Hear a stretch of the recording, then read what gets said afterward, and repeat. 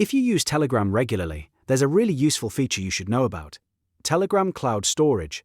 In this video, I'm going to show you how to access Telegram Cloud Storage, how to view the items you've saved there, and how to upload new files in just a few simple steps.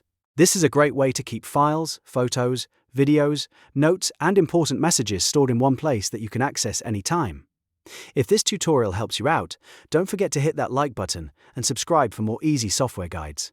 Alright, let's get started. First, open Telegram on your computer. Once Telegram is open, look to the top left side of the app and click the hamburger menu icon.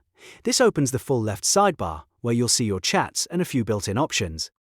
From that sidebar, click Saved Messages.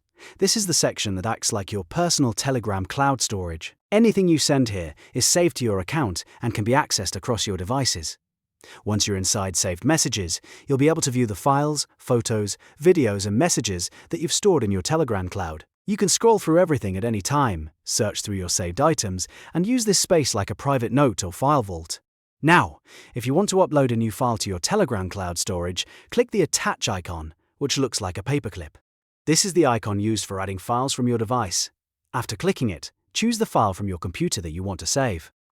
Telegram will open your file picker, and from there you can browse to the correct folder and select the file you need. Once you've selected the file, click Open. Telegram will prepare the file for sending. The final step is to click Send.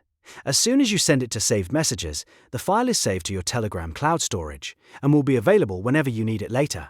This makes it incredibly easy to keep important documents, media, and reminders stored safely inside Telegram without using extra apps.